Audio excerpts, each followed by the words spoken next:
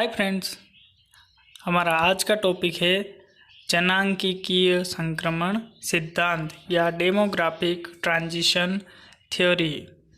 दोस्तों, आज के इस टॉपिक में हम एक महत्वपूर्ण सिद्धांत का अध्ययन कर रहे हैं। शुरू करते हैं दोस्तों। आज का हमारा सिद्धांत है, सबसे पहले देखते हैं सामान्य परिचय। इसमें दोस्तों देखा जाए तो यह एक जनसंख्या सिद्धांत है, क्योंकि नाम ही इसका जनांकीय सिद्धांत है, तो यह जनसंख्या से संबंधित है। और इस सिद्धांत के अनुसार जनसंख्या विस्फोट का पूर्व अनुमान किया जा सकता है, यानी कि आने वाले समय में जनसंख्या की स्थिति क्या रहेगी उसके बारे में अनुमान इस सिद्धांत के माध्यम से लगाया जा सकता है। फिर यह सिद्धांत जनसंख्या सातत्य की संकल्पना पर आधारित है, यानी कि जनसंख्या आने वाले समय में बढ़ेगी ही, इस पर आधारित यह सिद्धांत यानी कि एक सत्य स्थिति को प्रकट करता है। फिर आता है यह उच्च जन्म दर से न्यून जन्म दर तथा उच्च मृत्यु दर से न्यून मृत्यु दर के जनसंख्या प्रतिमान को दर्शाता है, यानी कि अधिक जनसंख्या से कम जनसंख्या और अधिक मृत्यु से कम मृत्यु की ओर यह दर्शाता है, उसके बारे में बताता है। आगे देखते हैं दोस्तों, सिद्धांत के प्रतिपादक, यानी कि इस सिद्धांत का प्रतिपादन या इस सिद्धांत के बारे में किन विद्वानों ने बताया। तो सबसे पहले आते हैं इस सिद्धांत में W.M. थॉम्पसन। इन्होंने 1929 में ये सिद्धांत दिया।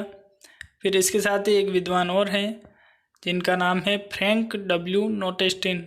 इन्होंने 1945 में इस सिद्धांत पर अपने विचार दिए और इन्होंने यूरोप, ऑस्ट्रेलिया और अमेरिका, इन 3 देशों का अध्ययन किया और उन देशों की प्रजनन दर, मृत्यु दर तथा प्राकृतिक वृद्धि दर की जो प्रवृत्ति है उसके आधार पर अपने अनुभव प्राप्त किए और उन्हीं अनुभवों के आधार पर इन्होंने इस सिद्धांत को दिया। फिर है नोटेस्टिन द्वारा संक्रमण की 3 अवस्थाएं सुझाई गई, यानी कि नोटेस्टिन ने संक्रमण की केवल 3 अवस्थाएं बताई थी, लेकिन वर्तमान में देखा जाए तो इसकी कुल 5 अवस्थाएं हैं। और देखा जाए तो इस सिद्धांत के बारे में तो सामान्य रूप से हम देखें तो जो हमारा समाज है, जो ग्रामीण और अशिक्षित है, वो मुख्यतः क्या होता है, नगरीय एवं शिक्षित समाज या औद्योगिक समाज की ओर रूपांतरित होता है। और इस प्रकार देखा जाए तो इस सिद्धांत के अनुसार जनसंख्या वृद्धि एवं सामाजिक आर्थिक विकास में भी संबंध पाया जाता है। इसीलिए जो जनांकीय विद है, इन्होंने तो इसे जनसंख्या चक्र कहा और जो भूगोलवेत्ता है उनके द्वारा इसको जनांकीय संक्रमण की संज्ञा दी गई। आगे देखते हैं ये 5 अवस्थाएं कौन कौन सी है। दोस्तों, इस टेबल में 5 अवस्थाएं दी गई और उनकी कुछ विशेषताओं को दर्शाया गया है। आगे हम इन अवस्थाओं को थोड़ा सा डिटेल में देखेंगे। तो सबसे पहले आती है प्रथम अवस्था। इसमें आता है दोस्तों, सबसे मेन बात है कि इस अवस्था में जन्म और मृत्यु दर दोनों उच्च होती, यानी कि इंसान का जन्म भी ज़्यादा हो रहा है और उसकी मृत्यु भी ज़्यादा हो रही है, दोनों ही बहुत अधिक है, उच्च है। जिसके कारण क्या हो रहा है, जनसंख्या वृद्धि दर धीमी हो रही, यानी कि जनसंख्या तो बढ़ रही है लेकिन उसकी गति क्या है, थोड़ी धीमी है, क्योंकि जितना जन्म हो रहा है उतने की उतनी क्या हो रही है, मृत्यु हो रही है। आगे देखें तो जन्म दर और मृत्यु दर दोनों ही 35 प्रति हजार है, यानी कि 1000 व्यक्तियों पर जन्म भी 35 हो रहा है और मृत्यु भी कितनी हो रही है, 35 हो रही है। तो इस प्रकार से क्या हुआ, दोनों चीज़ें बराबर चल रही है। और ये जो विशेषता है या यह जो अवस्था है, यह उन देशों में पाई जाती है जहाँ का जो समाज है वो कौन सा है, परंपरावादी है, तथा सामाजिक आर्थिक पिछड़ापन पाया जाता है। इसके उदाहरण देखें तो इथोपिया, सोमालिया, लाओस और पापुआ न्यू गिनी आदि हैं। दूसरी अवस्था देखते हैं दोस्तों।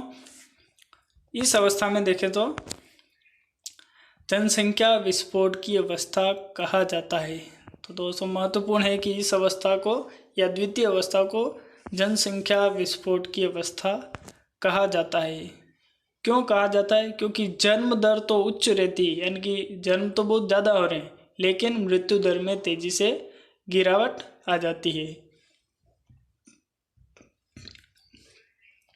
जिसके कारण क्या हो रहा है कि जनसंख्या एकदम विस्फोटक रूप से बढ़ जाती है, एकदम तीव्र गति से बढ़ जाती है। इसलिए इस अवस्था को जनसंख्या विस्फोट की अवस्था कहा गया है। फिर इसमें देखें तो जन्म दर 30 प्रति हजार और मृत्यु दर 15 प्रति हजार होती है, यानी कि जितना जन्म ले रहे हैं उससे आधे क्या हो रहे हैं, मृत्यु हो रही है आधे लोगों की। तो उससे क्या होगा कि जनसंख्या एकदम बढ़ जाती है। तो इसलिए जनसंख्या विस्फोट की अवस्था कह रहे हैं। और देखा जाए तो विश्व के अधिकतम विकासशील देश जो हैं वो इसी अवस्था में मौजूद हैं। उदाहरण देखें तो अफ्रीका एवं लैटिन अमेरिका के अधिकांश देश, यानी कि अफ्रीका के देश और दक्षिणी अमेरिका के जो देश हैं वो इस अवस्था में सम्मिलित हैं। फिर इसके साथ ही Myanmar, Laos, Indonesia, Iran, Saudi Arab आदि इसी अवस्था में मौजूद हैं। और देखा जाए तो भारत जो है वो इस अवस्था में 1921 ईस्वी में आया था, जिसको भारत का जो जनसंख्या विभाजन वर्ष भी कहा गया है। उससे पहले जनसंख्या कम थी, लेकिन 1921 के बाद जनसंख्या में अचानक वृद्धि होती है। फिर आती है तीसरी अवस्था, तृतीय अवस्था। इस अवस्था में देखें तो जन्म दर में तेजी से कमी तथा मृत्यु दर में भी धीरे धीरे कमी, यानी कि जन्म दर में तो बहुत तेज गति से कमी आ रही है, लेकिन मृत्यु दर में भी क्या हो रहा है, धीरे धीरे थोड़ी गति कम है उसमें, जिसके कारण क्या होता है, इस अवस्था में जनसंख्या की जो वृद्धि दर है वो धीमी हो जाती है। और इस अवस्था में देखें तो जो जन्म दर है वो 20 प्रति हजार है और मृत्यु दर 10 प्रति हजार रहती है। फिर आगे देखें तो इसके उदाहरण में उत्तर कोरिया, दक्षिण कोरिया, इज़राइल, पुर्तगाल, स्पेन, यूगोस्लाविया, कनाडा, चिली तथा अर्जेंटीना आदि सम्मिलित किए जाते हैं। दोस्तों अगली अवस्था है चौथी अवस्था या चतुर्थ अवस्था। इस अवस्था में जन्म दर और मृत्यु दर दोनों में ही क्या होता है, पर्याप्त गिरावट आ जाती है, यानी कि दोनों में ही कमी आने लगती है। फलस्वरूप क्या होता है कि या तो जनसंख्या स्थिर हो जाती है या फिर धीमी गति से बढ़ती है और बहुत धीरे धीरे उसमें बढ़ोतरी होती है। और जन्म दर देखें तो 10 से 15 प्रति हजार होती है और मृत्यु दर 10 प्रति हजार से कम या उसके आसपास होती है।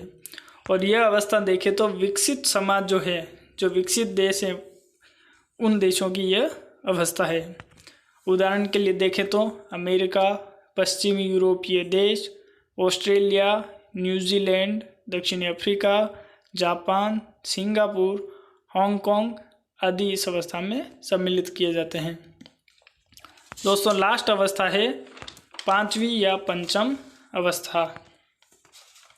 इस अवस्था की बात करें तो इस अवस्था में मृत्यु दर की तुलना में जन्म दर कुछ कम हो जाती है, यानी कि मृत्यु दर तो बहुत कम है और जन्म दर क्या होती है उससे भी कम हो जाती है, यानी कि जितने व्यक्तियों की मृत्यु हो रही है उतने व्यक्ति जन्म नहीं लेते हैं, उससे कम व्यक्ति जन्म लेते हैं।